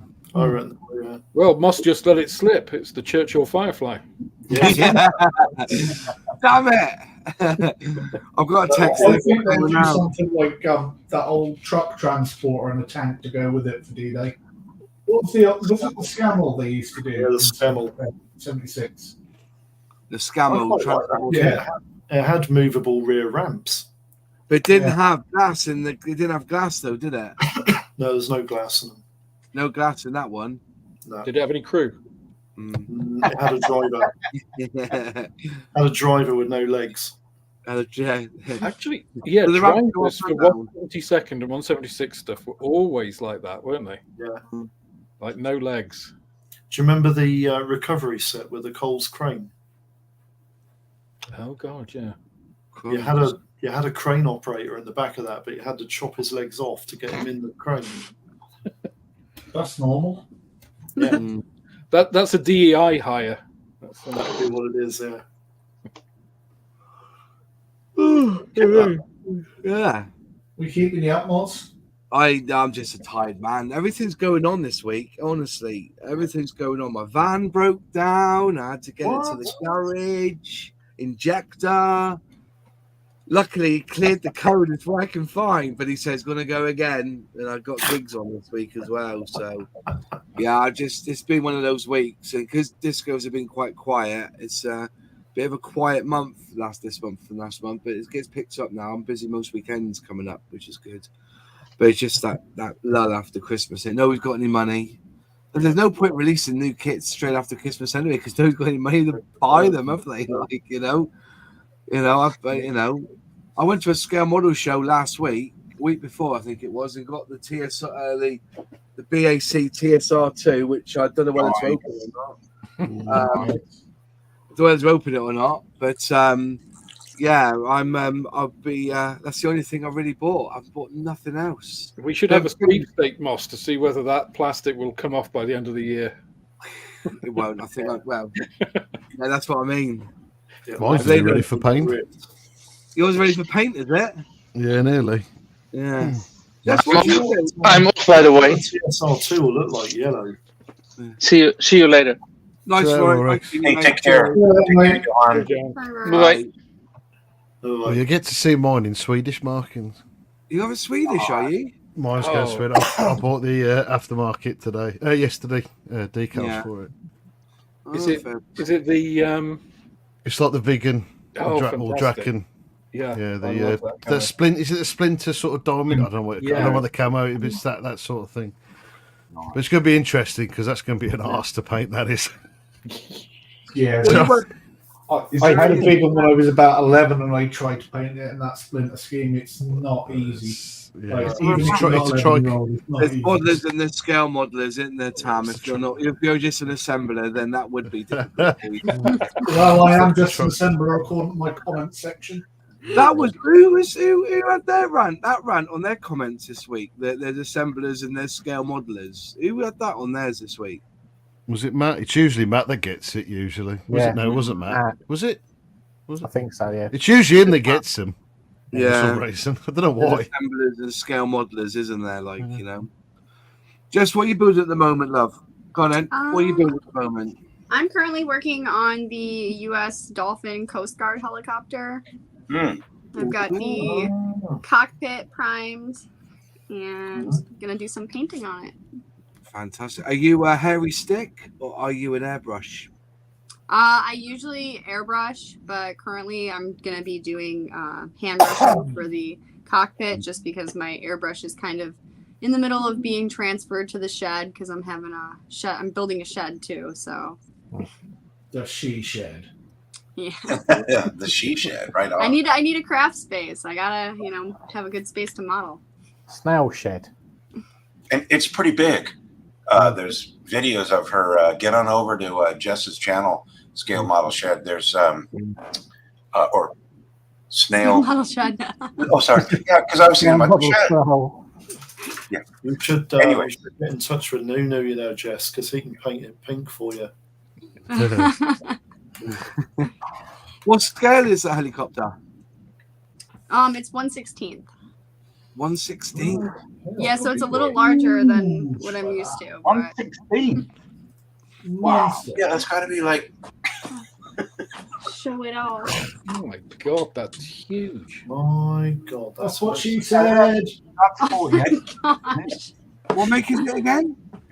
Trumpeter. Trumpeter, yeah. 1/16. That's 48, isn't it? Is it 1/16? I'll buy it. If it is. I thought it was 48. Oh, I'm sorry. It's 148th. I Yeah, apologize. 48. I was thinking of the kit that I'm giving away. The kit that I'm giving away is 116th. That's right. That I'm 116th I car. was just thinking then, thinking 116. What? And You then could fly I it. said sorry. I can't even spell dolphin right because it's dolphin. Dauphine, yeah. Is In it- France, it's Dauphine. Yeah. So it's not Also the name dolphin? for the In French, it's a French helicopter, but in France they call it the Dauphine. the dolphin. No, Has it the got a white Dauphine. flag? They used to make a car. Renault used to make a car called a Dauphine. They're potatoes, aren't they? I think it's French for for Dauphin Noir. They're an odd lot of French, you know. They eat snails. Oh, we got the pajamas in. Like It's not as in pajamas. 4 reverse gears. wait for it. And a white flag in the glove box. You leave the cheese-eating surrender monkeys alone. I was going to ask you, Alex, That was a joke. how much do those boxes of cheese cost? I think they're like about £12, about £12.50, something like that. Is that cheaper mini than art, real Alex? cheese, isn't it? Yeah, Yeah. mini art, yeah. Have you got them To be in fair, you, they- Alex? Get a lot of cheese. Plastic cheese, obviously. You get quite a lot in there. After sorry, we do get a lot of them. They're usually around about 12-15 quid, so they're quite. Yeah, I think they're quite good value. To be fair, they're aftermarket stuff. You know, you get a lot of it. And It's French cheese as well, isn't it? it is. Yeah. It's all I think camembert and brioche. I think there's some not Gouda brioche, in there as well. Gruyere and stuff like that. Yeah, it's continental. Yeah. Actually, I just pointed this out. I just found this out. The dolphin is the dolphin in Americans because they can't spell. This is a different version. No comment. Yeah, but there is an American and an English dictionary, isn't there? Yeah. can we all say aluminium? Like, can you bear it? It is actually two different words, like spelled different, aluminium and aluminum. Yeah, but do you know? Hang on, so how long Fenris been here? Forever. I didn't realise. I'm not even joking. Did not realise he was here. He was in the background. He was Yeah, his in admin- the back room his remote admin was me on the background, but he was Scared the shit out of me. Hiding behind the bush. Soon as Rolex left, I'd let him jump in. Oh, He only had right. 10 at a time, I so- think he was working on his latest Corsair. But no, aluminium and aluminum, innit? Because that was Yeah, the joke. Colour. 'Cause at Apple, Color is the other one. because at Apple, Johnny Ive made sure they all said aluminium, didn't he? He made the company call it aluminium. So when they do all their press release and everything, even Apple call it aluminium, not aluminum. Well, it's funny because like the guy who discovered the element, or the metal, he had it as aluminum and like went to like some expo or something in America, started using aluminum. That's what everybody started calling it, and then like kind of changed his mind on what he wanted to call it and started calling it aluminium when he went back to the UK. And so that's why it's literally actually two different words. It's spelled differently, and that's why it's like that. Yeah, still wrong. Yeah. It's like nylon, isn't it? They couldn't think of a Speak name. proper English. It's like nylon, isn't it? Like nylon, they couldn't think of a name to call it, and the creators of nylon, one came from New York, one came from London, so they combined New York and London to make nylon. There you go. Apparently, There you that's a go. wonderful tale. I was this year's old when I found out.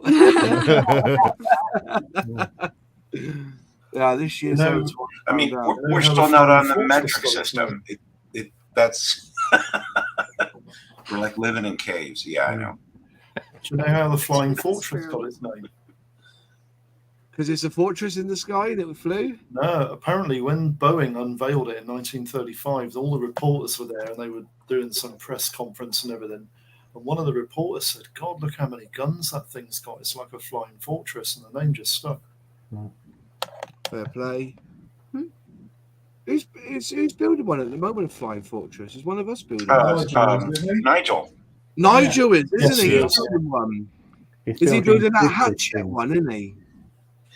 No, the Lancaster. HK models. That's the Lancaster he's building, isn't it? He's building the HK models The Lancaster. HK, that's it. Yeah. Mm. Yeah, they sent it from it. Yeah. It looks like a great kit. Yeah. I was watching a video the other day, somebody trying to graft the nose section that HK do onto that kit. That's Nigel. Is that Nigel doing that? Yeah. Yeah, he has a video about that. I wonder if that's a really difficult job, or I don't know. I would imagine. Probably. Yeah, I would I would imagine it's that difficult for Nigel if I tried to do it. Yeah. It'd look like a melted welly. I mean, you know, everyone says I'm Mercedes for all the stuff I do. Nigel's way above me. Well, Nigel even done the panels on the Titanic. He didn't like them, did he? Oh, they're wrong. Yeah. We're going to scratch this out and put it like, oh no. But I love how Nigel. But I love how he does it. It's just, I just love watching how he does it because it's mental, but it's fantastic at the same time. I love what he can change and alter. And half the time, I wouldn't even think of it. He's like, you know, I just, isn't he? yeah, I'd just slap it together. But Nigel's like, no, this is bullshit. I'm changing this. It's got to be right. I mean, fair play to him. Do you know what I mean? Because we all, as an autistic person, he's the most autistic modeler I've ever seen in my life. Do you remember the kit that he spent 2 years building? Was it one 200 scale ship or something? And he was, it was driving him bananas, wasn't it? Is that not the Titanic? It might It be was the Titanic because he spent a long time on that. Yeah. And annoying because that's when I got into his channel. I got no interest in boats whatsoever, but it just amazed me what he was doing, and he hadn't finished it. I was like, oh, balls. I really want to see it finished. I don't think he ever wants to touch that kit ever again by the sounds of it. When we've spoken about it. Like, you spent 2 years on it. Dry. Do it for me. It's a shame you couldn't get Nathan on here this week, Moss, because I was going to give him. I'm going to get him on next week. I wanted. Is he coming on next week? Brilliant. He's left me an email. He left me an email with his email address and contact thing. So I saw Dale at Bovington and said, "Can I have Nathan on to talk about what he does for Airfix and stuff?" And he said, "Yeah, by all means, it would do him. He would love to come on." So I emailed him, and he said I'd messaged him on LinkedIn. He's given me his email address.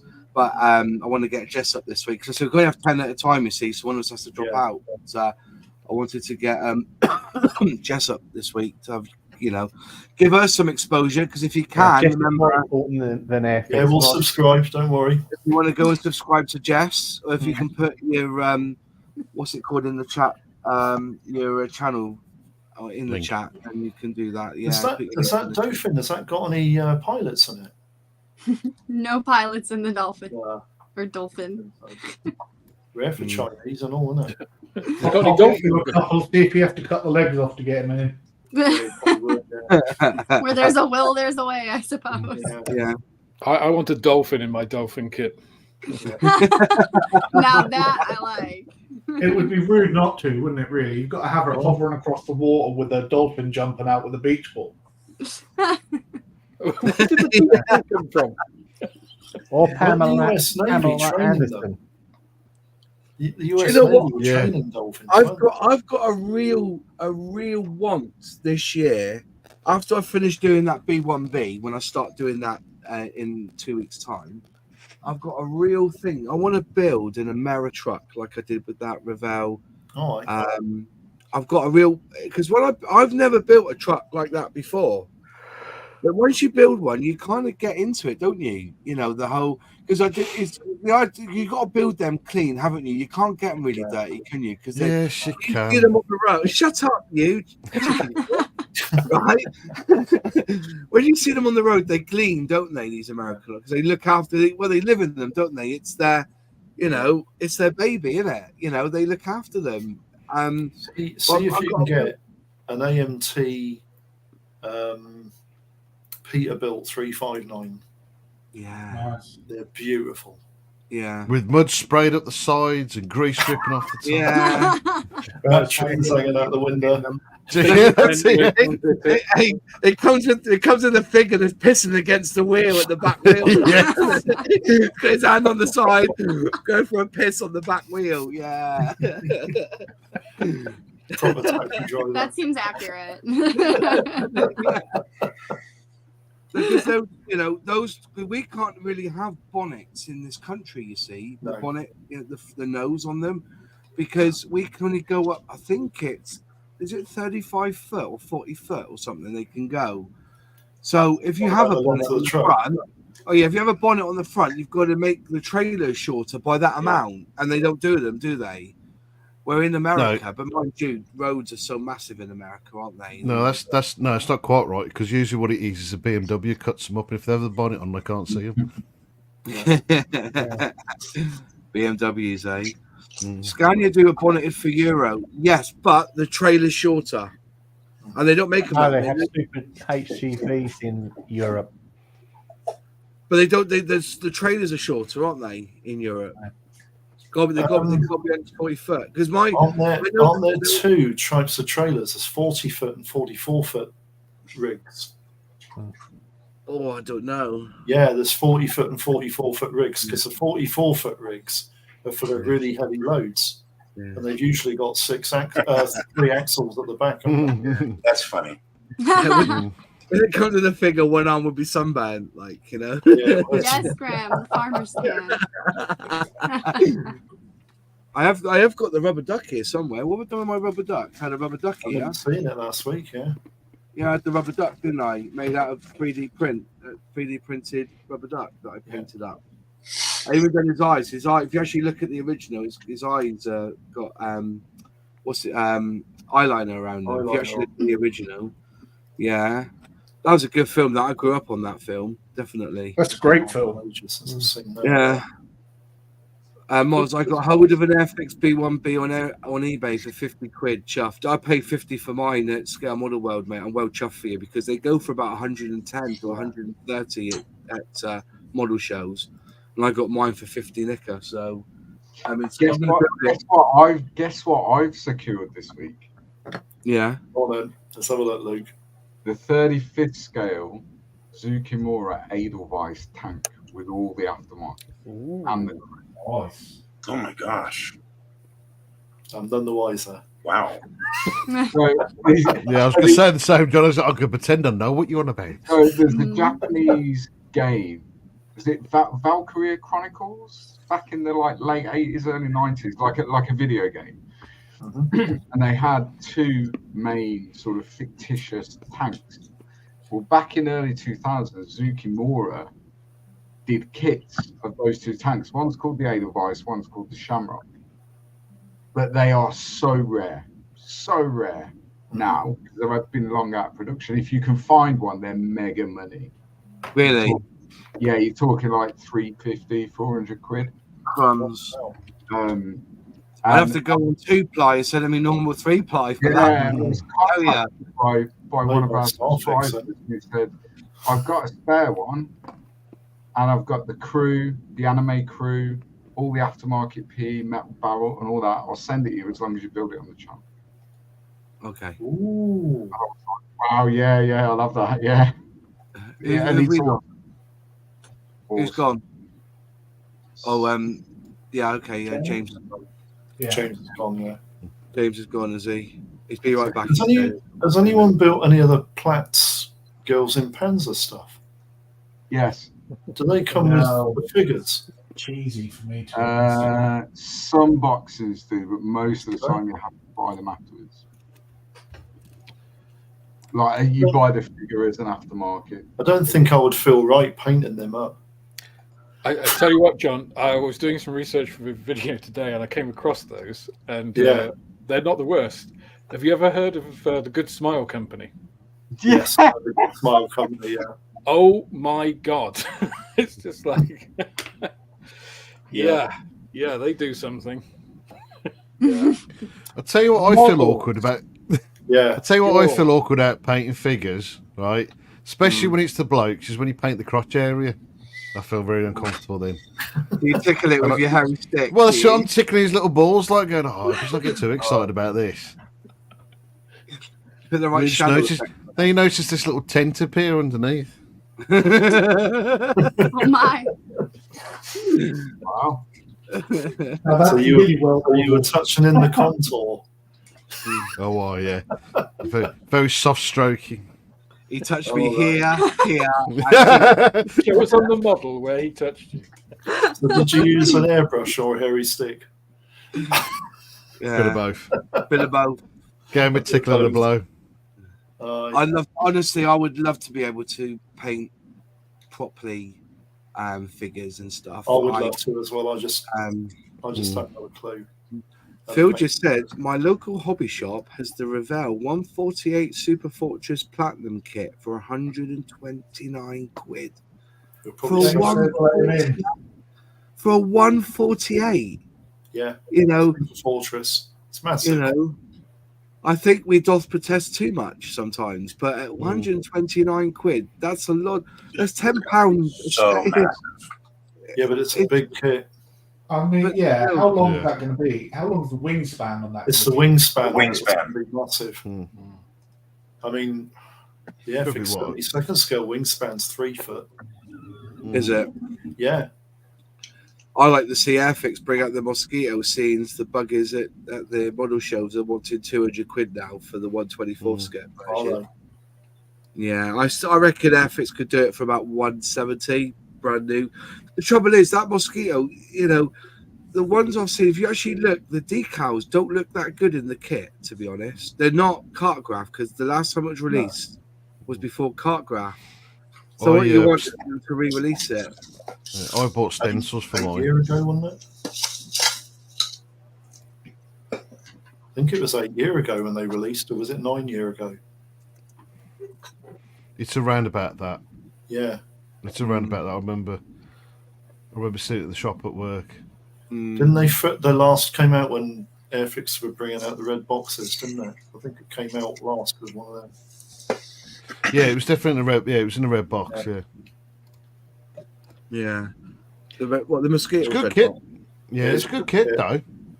I was quite surprised because I was looking at the undercarriage because it's very, you know, pipey like, and I thought, oh, it's going to be brittle. They ain't going to, you know, but it's quite a solid undercarriage on it.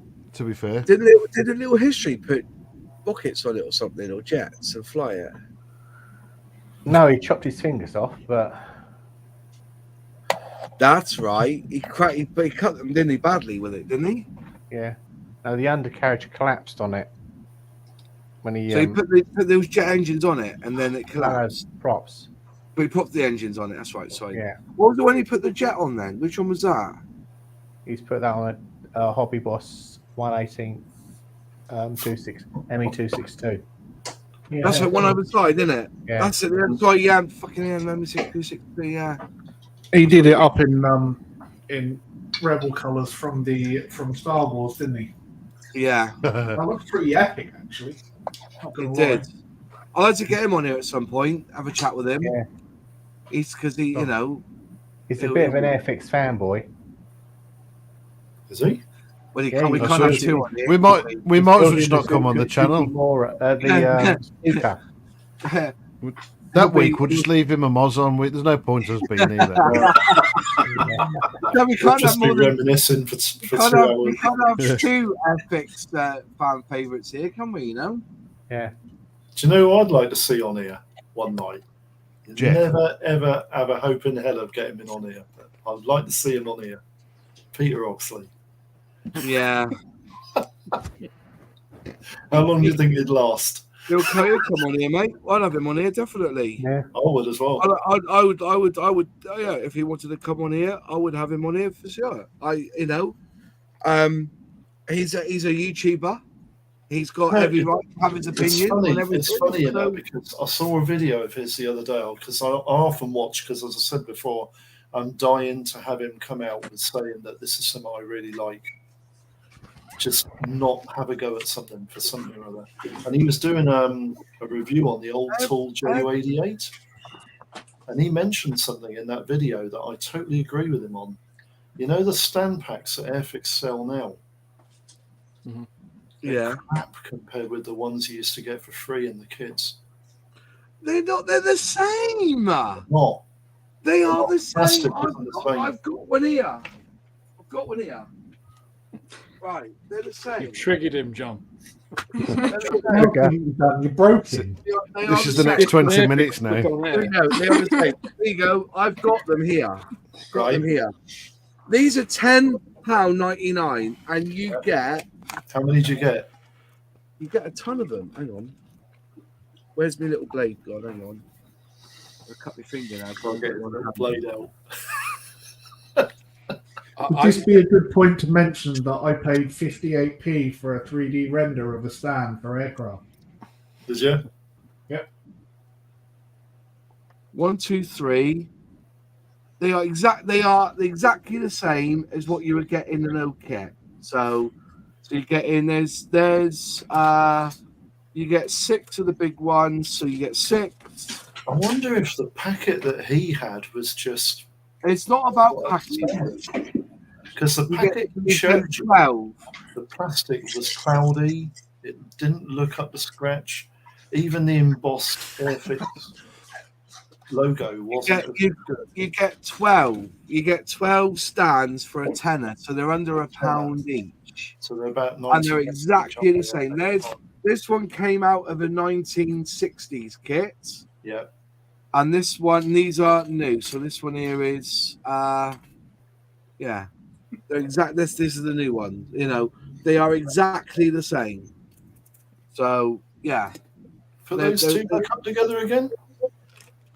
That's the new one. So it's nice, fresh, clear, and that came from the 1960s kit, which exactly the same. Like mold, aren't they? Exactly the same. You've got the Airfix logo there. Airfix logo. You've got the Airfix flag on there rather than the Airfix flag on it. Yeah. So exactly the same. So. So don't trigger me. I'll send them a comment. I've had a couple of those in my shop since I opened, and they've remained in the same place. Well, I've moved them around the shop, but they haven't sold. Well, you don't have the urge to put one in $10.99 for free. I think I might have them for 10. The thing is, though, is that unless you've got 12 models worth here, 148 and 172, and I think they're a good price for them, to be honest. But yeah, like I said, I've had them. I bought these about 3 years ago, and they're still on my rack. I haven't used them either because I don't do plain up. I always do plain down. But I think because I've often stated on my channel when I've done inbox reviews that the stands that you get, especially the Matchbox ones, you can often sell them individually for a couple of quid each. Yeah. Well, Matchbox, really, to be really fair, my first ever diorama was a Matchbox kit, as we said before, the Sherman first diorama. When they come, I would love for vac form diorama bases to be seen again. And they're saying, "Oh, we can't really do them no more." Well, releasing old boats and stuff, which have sails that are all vac form. Yeah. I think vac form is brilliant for dioramas. Do you remember the small sailing ships that Airfix did? And you were talking about the Cuddy Sark earlier, weren't you, Alex? They're vac form, aren't they? No, they got vac form sail. No, they haven't. They got plastic sails. What, on the starter set? On the little ones. They're all plastic sails, yeah. But when they first came out, they had a vac form base. Yeah. On the Type 1 headers. And they used to sink the full hull kit into the vac form base. And then why not? Making them. I think that was a brilliant. I wouldn't. I wouldn't. I don't think vac form. I think a vac form is underrated because, like the other day, who's is it? Is it ICM that's releasing the boards now? Where the runway. Why don't they do them vac form? Yeah. I promise you, lads. Honestly, what you could do for the vac form is so cheap. I was thinking the other day. I've got a friend who's got one of those machines. You heat the plastic up, then you pull it down, then he has a vacuum. He has a Henry underneath, putting it down. I was thinking the other day, would it be so simple to make vac form from, to put planes on, and make dioramas on that? It would be the most simplest thing to do. And the thing about vac form is that you can do your 90 degrees, so you can have the runway, then you can have it upright where you've got the wood keeping the bank back, if you know what I mean, and on the top and have it a bit bush, and all in one piece. Yeah, the only problem with that is that there's no structure in the bottom, depending how big the base is. Yeah, but I get that. Yeah, John, I think John was just about to say Airfix did one, and it was like got the berms around it, and I remember doing that one, but it was terrible to work on because there was no structure in the base. So you'd have to but Airfix have got to have the jigs for some of those bases because they use it wasn't that long ago that they did, because I got one in the shop in the second-hand section. Yeah, Dam Busters kit, which actually has the dam. Yes. And that was a vacuum base, and that was a big base as well. Yeah, it's massive. It's massive. That they used to do. They used to do armor play sets, didn't they? Yeah. The Coastal Defence gun fort that had a vac form base, and they're good. The D-Day landings as well. D-Day landing set. They did a Africa Corps set in the Western Desert.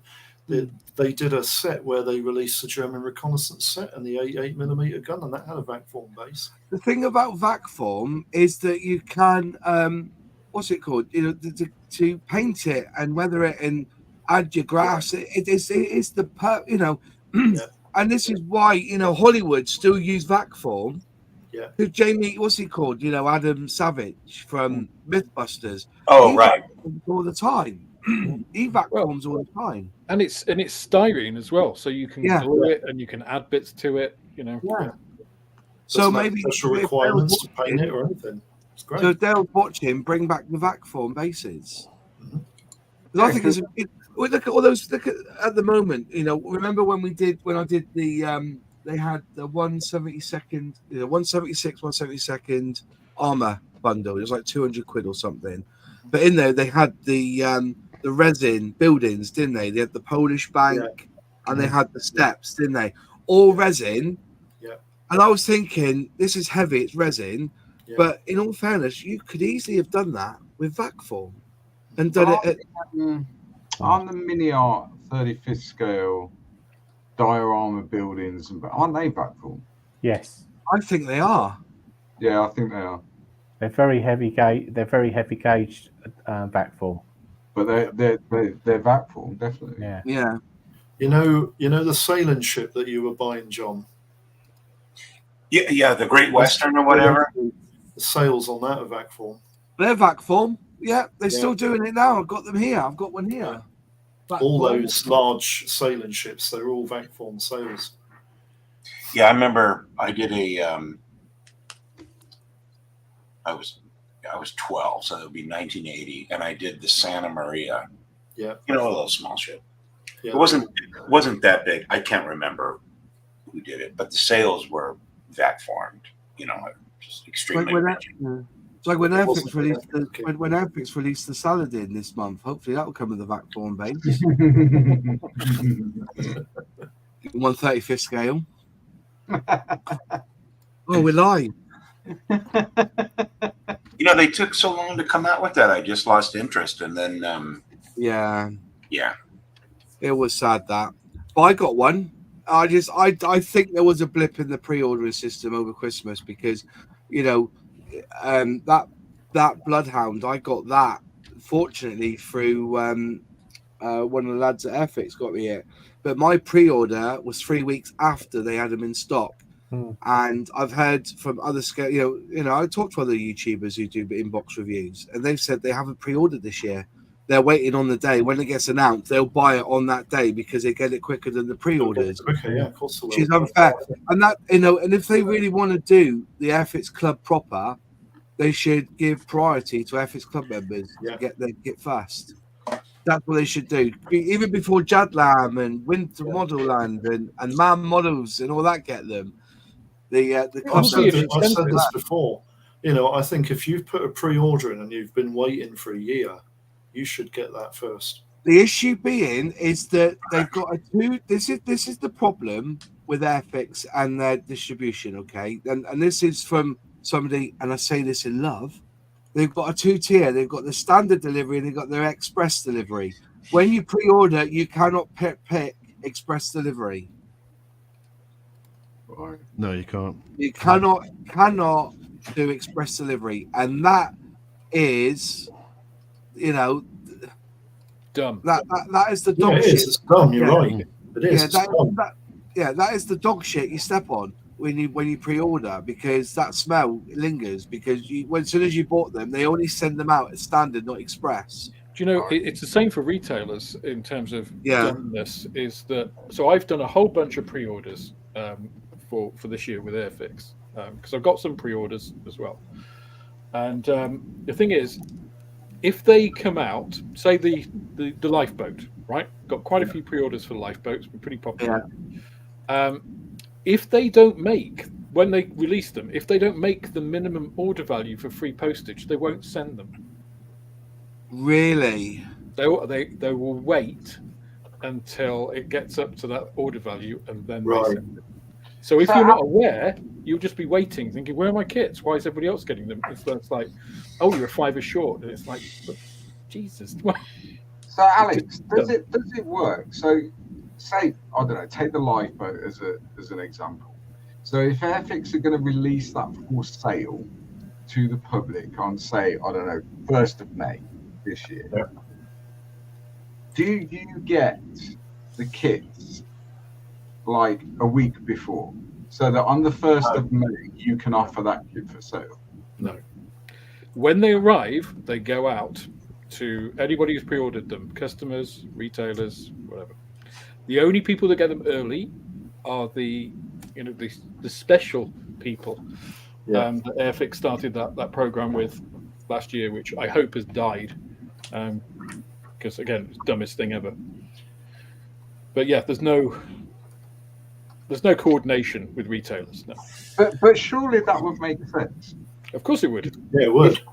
If that's the release day of that kit, then all the retailers should have it on the shelf ready to go, surely. Yeah, you would think so, wouldn't you?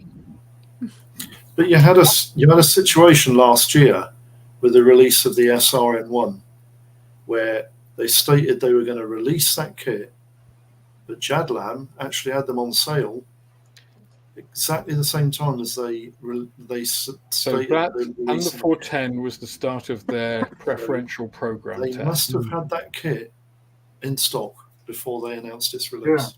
John, they did, because they sent them out to Mac models. John, I bought that I pre-ordered it on the Tuesday when they announced it, because I actually heard from Jadlam first. Went on to the Airfix website and they said they'd be available on the Friday. So I pre-ordered it, express delivery. I never got it on the Monday, and it wasn't even packed. The DPD tracking said we are waiting your parcel. So on the Friday, I then bought it off Jadlam and got it on the Saturday, and my Airfix one never turned up to the following Tuesday. There you go. So how could Jadlam do that? Because they had pre-warning. So now what happens, or what happened with that and the 410, is that certain select retailers, there were 5 retailers for the 410, got a week's notice beforehand, and they got products shipped to them so that they could release on the day. That's right. But then again, they're a big company, and I'm pretty sure that if they go to matter, boss, it's a stupid, shitty thing to do. But then, but then if they're going to buy 1,000 lifeboats off Airfix shouldn't make a difference. You deal with all of that. So I've dealt with distributors before. You deal with that in a very clear, open discount policy. You buy 1,000, you get an extra 5% or 10% or whatever. Yeah, it shouldn't be preferentially shipped. Yeah, because all you do is turn off all the other retailers.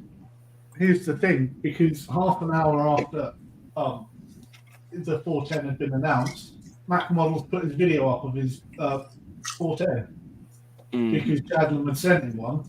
Obviously, it's not his fault, but Jadlam had sent him one a week earlier for him to build, and I don't think that's on at all, because half an hour after it's been announced, somebody's already got the kit. To be fair, then- he only had that 3 days in advance. 3 days in advance, and also Luke only had that 3 days in advance. To be fair, and I know it's also Jad Lamb asked their sales rep if they could do it, and they said yes. Really? Yes. You see, one of the big things I really don't understand why companies that sell plastic kits haven't jumped on this is that guys like Moss and other YouTubers who have substantial subscribers on their channel, they are the easiest way to put out, we've released this kit. It doesn't matter how they big use you are, you though. guys. It doesn't matter how big you are. You know, like I said, Luke was. I'm not talking about how. I'm talking about the popularity of YouTubers. Yeah, but that's what I mean. It doesn't matter who they give it to. Once that algorithm switches on, that goes. It will blow up. They can use any YouTuber they like. Yeah, true.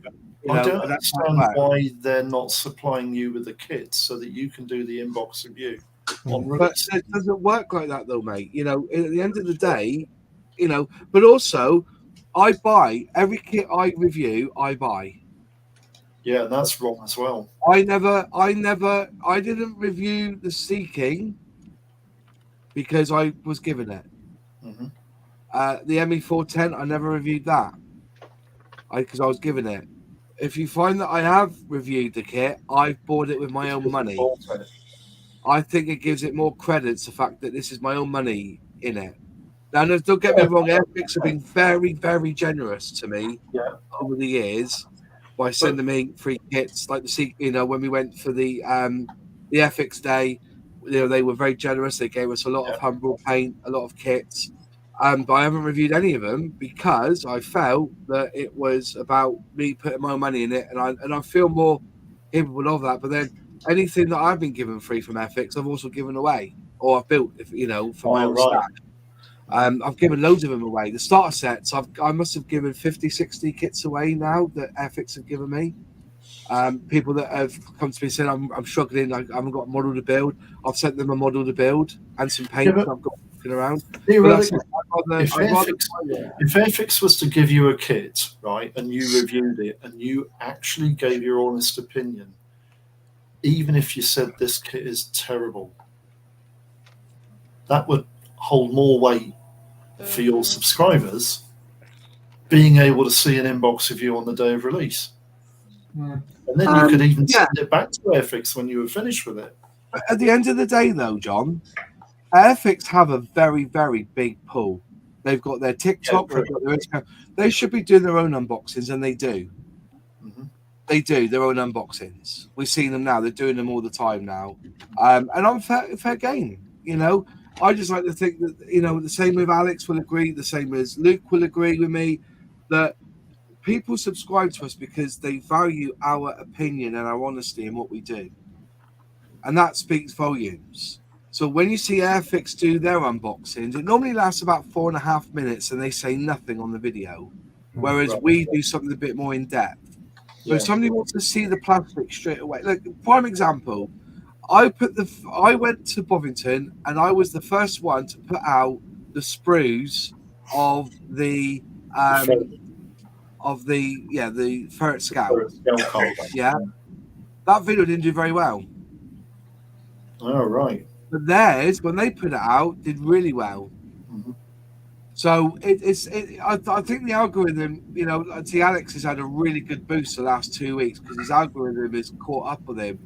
And sometimes when I've done videos and the algorithm's hit, then the next time we do a video, you get like 1,000 views. You're like, what are you playing at YouTube? I'm doing the same as what I'm doing before. Is YouTube is just hammering us. So, but it doesn't matter who does them. At the end of the day, we're all in this together. And the more we show what scale modeling is all about, the better the community will be. Unfortunately, I think the only thing that I'm seeing more now, and I'm seeing it, is whereas before the scale model community was very forgiving, they're not so forgiving at the moment. Some of the comments I've received, you can go on my videos and I don't delete any comment that's aimed at me. I leave them up so everybody can see. But I'm starting to see a lot of him bitching and fighting at the moment. And I said, I've got no beef with any YouTubers. Everyone has a valuable opinion. If they want to rant about something, they can rant. Yeah. They want to be happy about something. They could be happy. I'm somebody who looks through things with a bit of a pink glasses, but also I do. If something is wrong, I will share that it's wrong. But I don't know. There's just something that's happening at the moment, and I don't like it. Whether I know clicks win, and that's the problem with the algorithm. If you put something sensational up as a thumbnail, look, if I had a Spitfire and a pair of tits as a thumbnail, I would get 100,000 views, and it's true. It's true. Casey Neistat's most popular video is a pair of bikini women, and he's taking a picture of them, and that's the thumbnail. And he's had more views on that video than any of the other ones. But I'm not going to go down that route. It's not right to, But that's how it works. Well, not being funny, you probably get a lot of views for you in a bikini, Moss, but. A mankini. Oh, no, we get any view. We get a subscribe. Yeah, That's the Flame one. Yeah. Come on. How many views will the Moss Airfix rant video get? It doesn't, honestly. Everybody has their own style and everybody appreciates it. And if you don't like something, you don't watch them. It's simple, isn't it? I don't watch rant videos. I got enough crap going on. I understand people ranting it's venting, and it can be cathartic for the channel.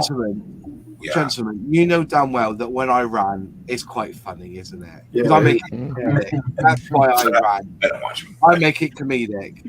But at the end of the day, at least it's constructive, and that's the problem with a lot of the ranters.